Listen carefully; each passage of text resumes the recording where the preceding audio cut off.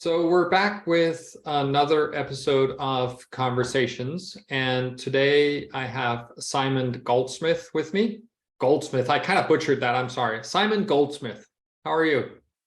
I'm good, thanks. Excited to be part of this. So Simon and I got to meet each other some years ago, I think over LinkedIn, and have had many walks around a local lake here. Before we get started, I'll let Simon introduce himself. But today's topic is fear. And so we're going to try and talk a little bit about that in the context of professional life and personal life and whatever else comes up. But Simon, why don't you tell the people that are watching this who you are and where you're from? Cool. So thanks a lot. And I'm happy to be part of this exciting and very relevant topic, I think, for everyone at any point of time. But my background, I'm Danish. I'm a father of two. I grew up in Denmark, and I think my childhood, younger time was predominantly spent on soccer, and that became competitive and professional sports. And I think in that journey, you learn a lot in a context of playing games, basically, that prepares you really well for more professional, a different professional career later in time, but also just life in general. And I use that, and I hate when I meet people that are like, so who are you? And I'm an old football or soccer player, and then you identify yourself with that. So I try not to do that. However, there are things that would always bring me back to that time, because that's where you create social bonds, you learn to compete, you learn the discipline of practice and becoming better and functioning in social interactions and actually have a goal in everything you do. So I think that's an interesting background. I spent some time after professional career in Denmark. I moved to the US, spent some time there, both with sports and with starting my university degrees. And coming back, I was lucky to get involved in a early startup where we started with tracking and payment solutions online, and disrupted a lot of that before it was Google and Facebook and all of that stuff, and did really well. So in a very early time of my career, I transformed some of the things that you learn in sports, that you want to get to the first place early, and maybe I, in a professional context, didn't have enough routine, but I could connect and recognize the same journey as you do. And later on, I've started a number of companies, and every time I start a company, I always say we start in Division 3. Even though we might have the potential aspiration to be Champions League or whatever it is, you always start in Division 3. You need to win that division to qualify to the next, and there is always a journey involved in that. So that's part of it.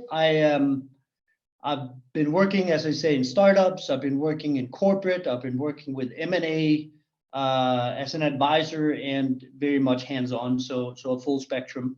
And I think one key component it always comes back to, for me personally, other than a great product and great commercial and capitalistic opportunity, it always comes down to people and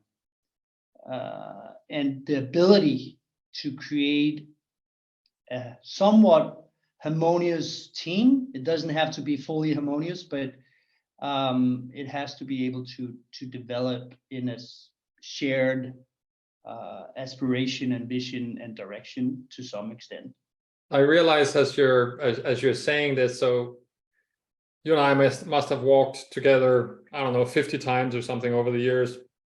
Yeah. And you retelling your background and your professional soccer, sort of where you got started, comes so much more to life now, because whenever we talk about whatever we talk about, and oftentimes it's business, but sometimes it's also personal, you have this very methodical way of kind of lining things up and the steps required to do certain things, or what a company should be doing. Or, you know, I went through some tough times, you've gone through some challenges, and as we've discussed those, you have a very disciplined approach of addressing a problem, and sort of how do we actually break this down into manageable bits, and then one foot in front of the other.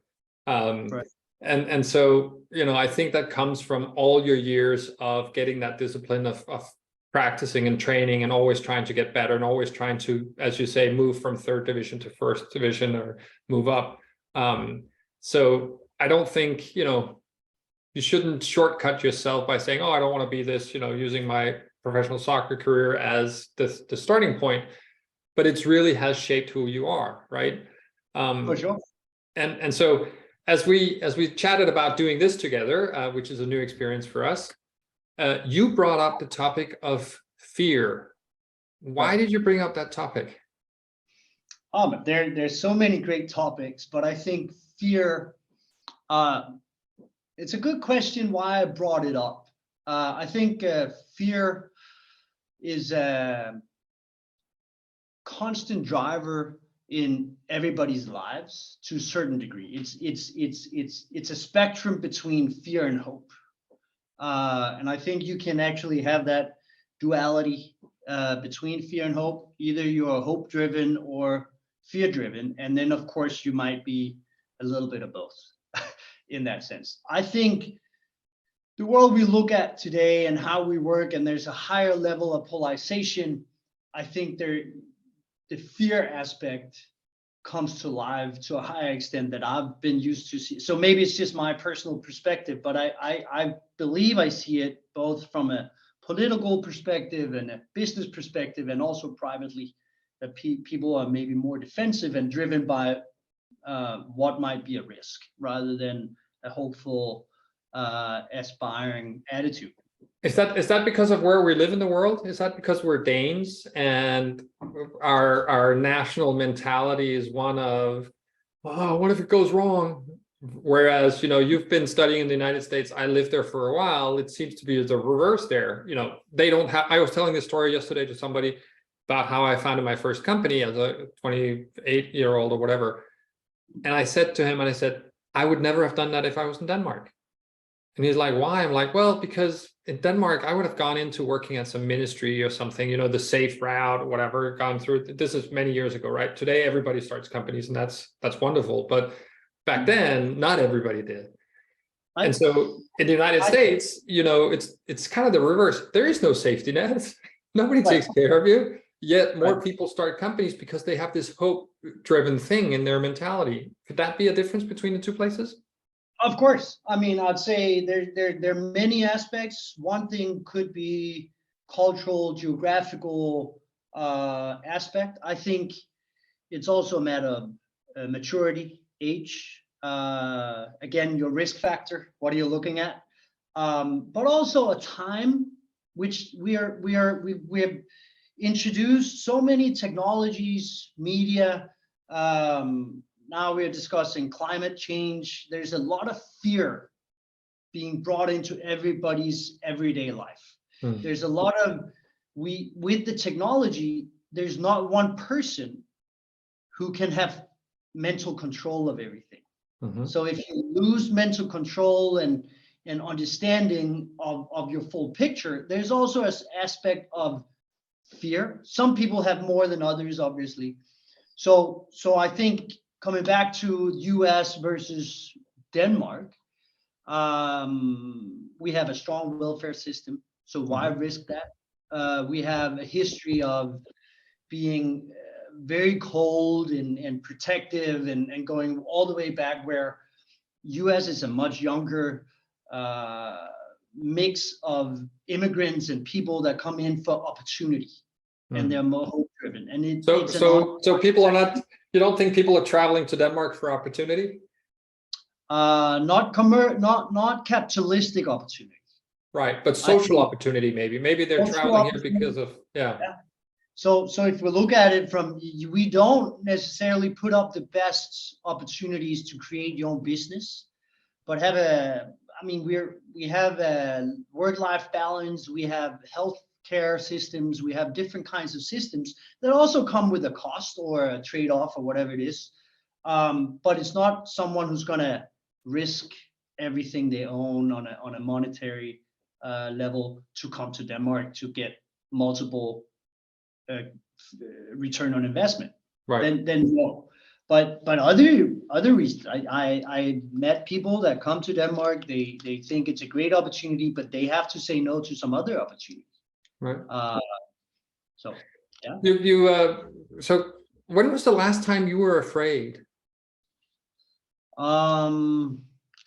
Good question. I was just diving with my son in Jordan, and his tank went low and had no more air in it. And luckily we were diving with an instructor, and he were basically just communicating how much pressure he had left, and he had to share the instructor's tank, and you're underwater and you're like, okay, here's my son. No water. We're trying to ascend from 18 meters to, we couldn't just go up. So I didn't have any influence on how we did it. It was my son with an instructor I didn't really know. We just met. There is a level of fear in that. Yeah. So again, out of control, didn't have control of the situation, and it was my son's health at risk. That definitely gave me a level of fear. And I think that's easy for any parent to relate to, right? And so for all of us who are parents, the most frequent we experience any kind of fear as adults is when it relates to the health and well-being of our children. But at the same time, if we don't have children, what is it that we fear? And you say something here which also triggers me, which is it's the unknown, right? So fear is often, or if not all the time, and the psychologists that are watching this, they may educate us, but it's often associated with the unknown. So we're basically afraid that something might happen because we don't know what will happen. If it drives us, if that drives you or me, unknown is not a fear for me. Okay. The unknown is actually super interesting to me.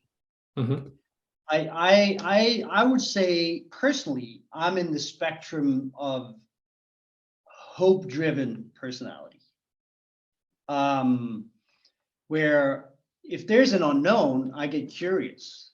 What is this? How is this? Who's in there? Why are they here? All of that. And I don't know if it's directly an opportunity, but at least it's just interesting. It's an untouched territory. That doesn't scare me. I think it scares other people. So that's part of it. I have a complete fear of heights. So there's a physical fear, So why are you afraid of heights? You're standing on a building, right? It's solid. It's been standing there for a while. There's other people with you. Right. You look over the edge and you're like, holy smokes, I'm getting uncomfortable. I think there's a draw that kind of draws me when I look down and kind of just draws me into the void or whatever you call it. Right. And then there's a mechanism in me that kind of quantifies the value of being here versus my risk of dying. Yeah. There's no reason I would step out of this, edge or anything and then fall off and die. Right. But there's just, why would I be here if that should be an option? Have you ever gone parachuting? No, but I've been with my dad. My dad was a mountain climber. I experienced this the first time when I was with him, and he was, his son, me, was a great athlete. He can do all these things, and we were just walking on a ridge in the Alps, and we didn't have a rope between us or anything. And he was he was a trained mountaineer, and I was walking behind him, and suddenly I just froze. I froze. And he didn't see it. I got down on all fours and I was just looking at him. And for me, that was hours of him walking. It was seconds in reality. And he turns around in shock and just looks at me and says, "So, Simon, that's not how you deal with this." get back. And he basically helped me back up on my feet, and I would take my step by step and get over this ridge. And that's when I realized I had a deep fear of heights. And so there's, there's a plethora of things that we can be afraid of, right? Some people are afraid of the dentist. It's more associated with, is it going to hurt? Right. Heights is a common one. Some have the fear of flying associated with heights, right? Oh, it might crash. Right. A lot of people have, so in the business world, right? Fear is a very strong word, but there's certainly people that I've met that are fearful of making presentations, or, pitching, or being in meetings with certain types, right? Investors, for example. So they start having this, they associate it with fear. Right. And so you and I are relatively experienced. So what do we tell people that's helpful when they have a fear of something in a business context? So that first, I think we've talked about the physical fear, maybe fear of dying. Then there is a fear of not performing. So that's maybe related to being on stage or saying the wrong thing or whatever have you. But that's associated to, I think, a social fear, where recognition, whether it's from your partner, private partner, or a good friend, or someone you don't know that you really want to be recognized by, or in a business context, you also need recognition in order to get to this capitalistic society where we're like, okay, there's a trade going on. So if I acknowledge you, I'll pay for your value. So I think there's a spectrum of the social business related performance fear. And I think, and now I'm coming back to sports, you have a fear of not performing, whether you are an athlete or an actor, maybe on stage, or a presenter.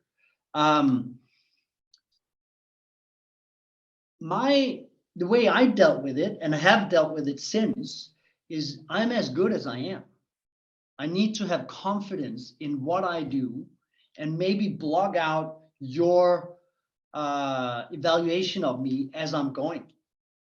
Because if I'm looking at you, I might misinterpret you if you're like doing this or do something else, and that gets to me before I actually deliver what I do.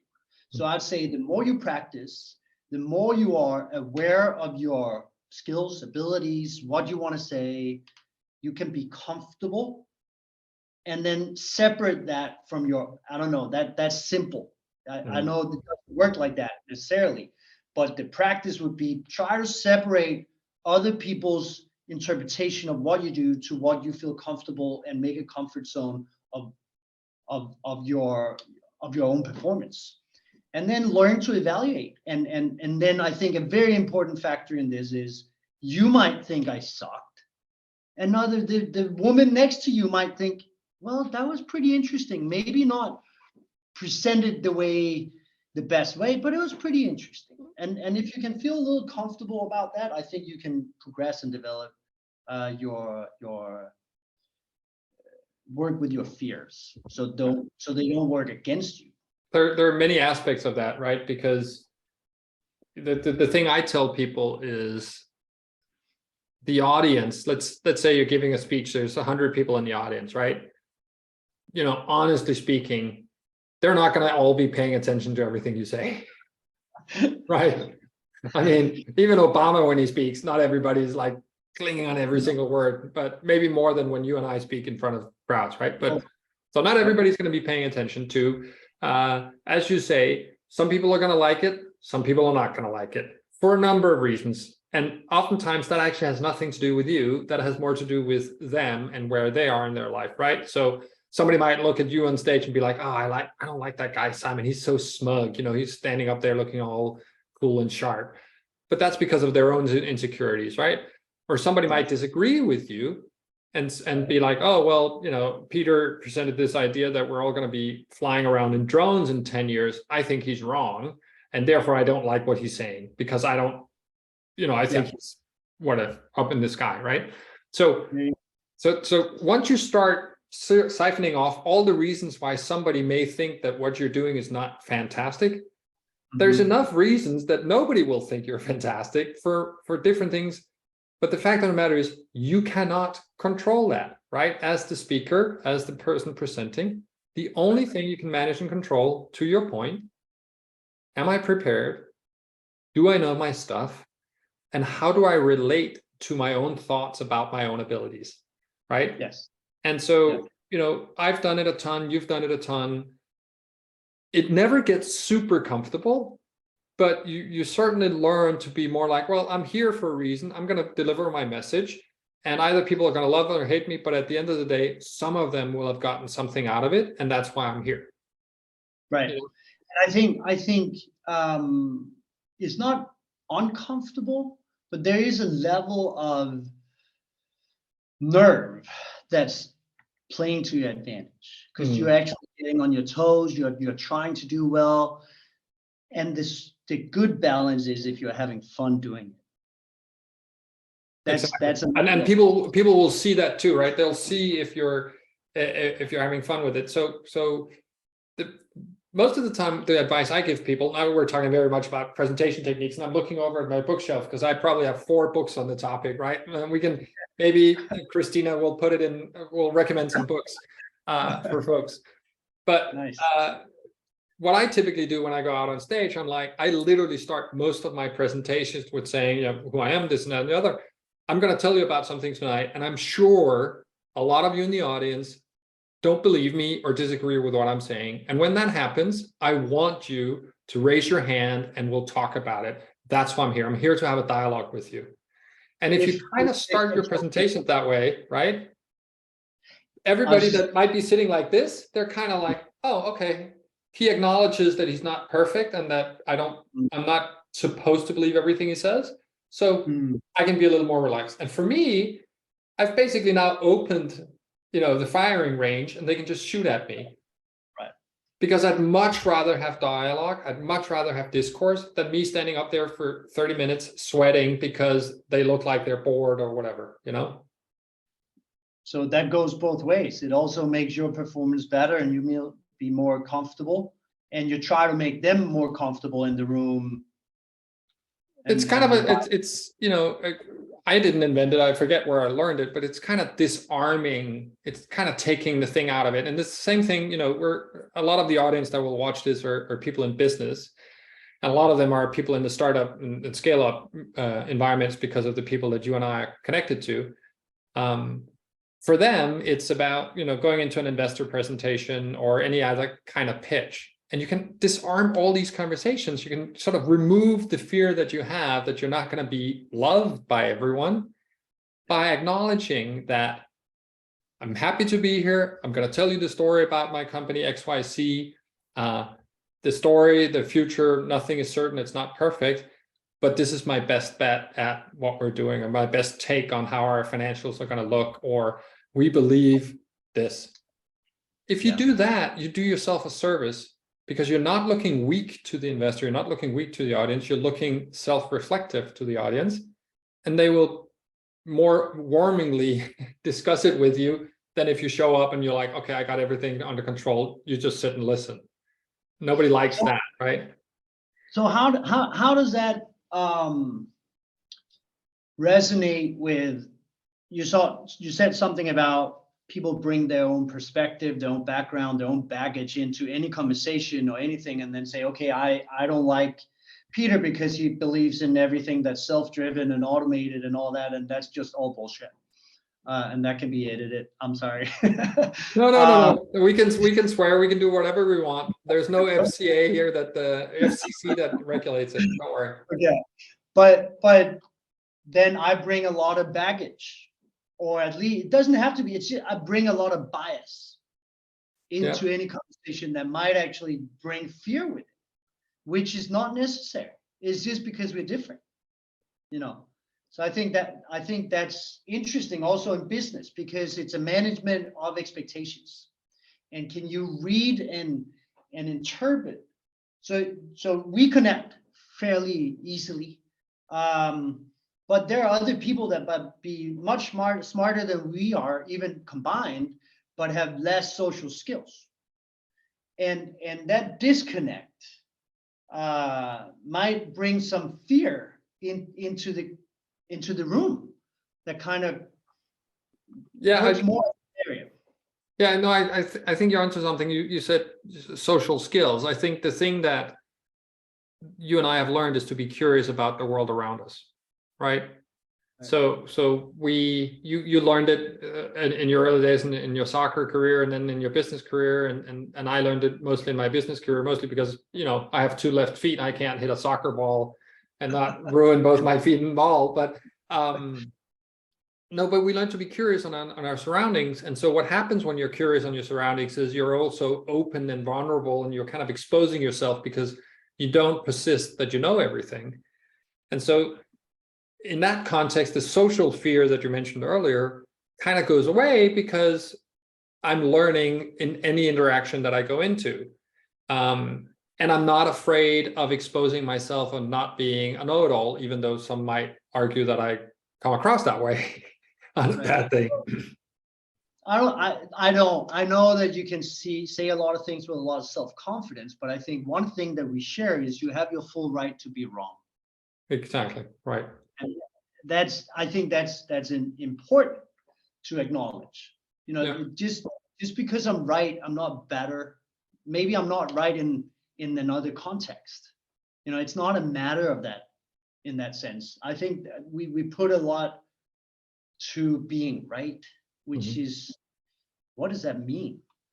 What does that really mean? And also, again, back to our you know, the people coming into the startup scale up game, right? There's so many entrepreneurs that I see either on stages or in rooms that are extraordinarily confident, and you have to be, and I love that.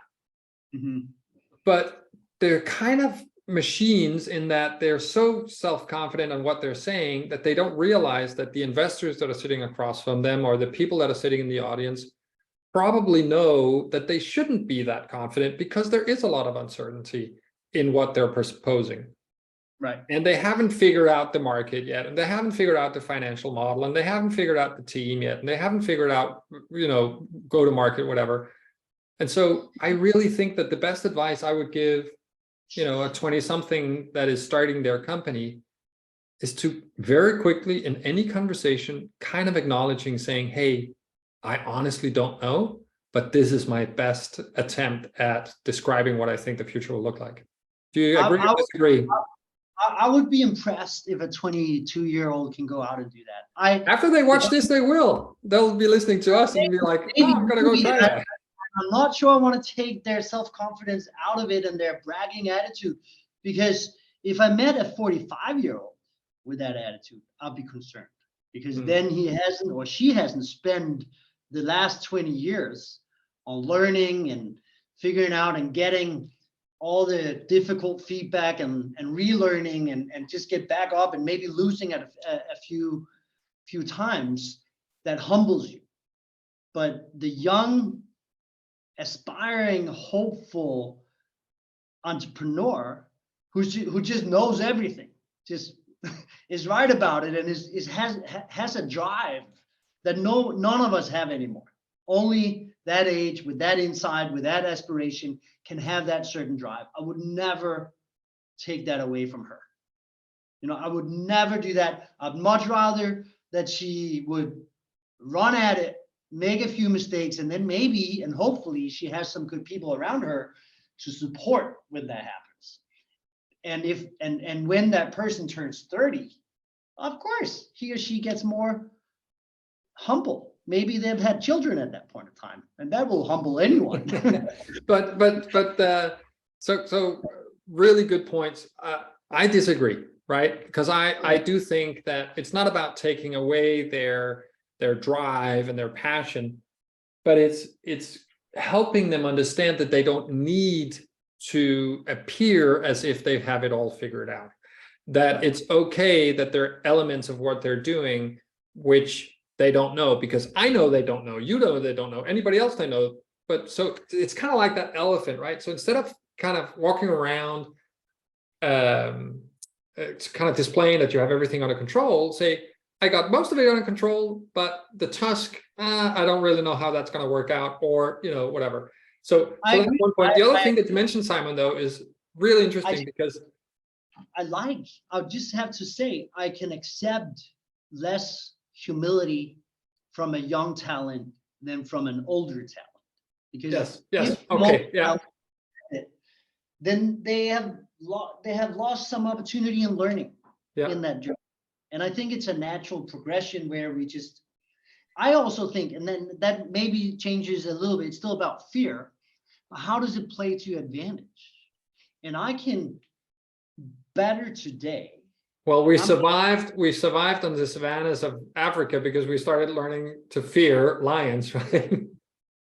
Maybe, or just see, okay, I've been through some negotiations. I've met people who don't have good intentions, or I can't trust, or I felt I could trust them. Things changed. Now I can't trust them anymore. You know, there's a lot of levels where you come in with a big level of naivety. You're naive, you're young, you're hopeful, and some people will take advantage of that. I've lived through that. And I can't say, when you said, when is your last time you felt fear? I don't know if I want to call it fear, but there's an aspect of fear where I'm like more cautious.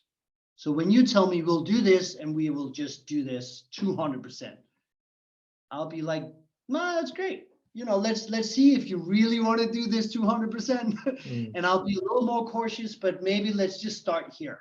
You know, where if you said that to me when I was in my 20s, I'm like, yeah, let's go.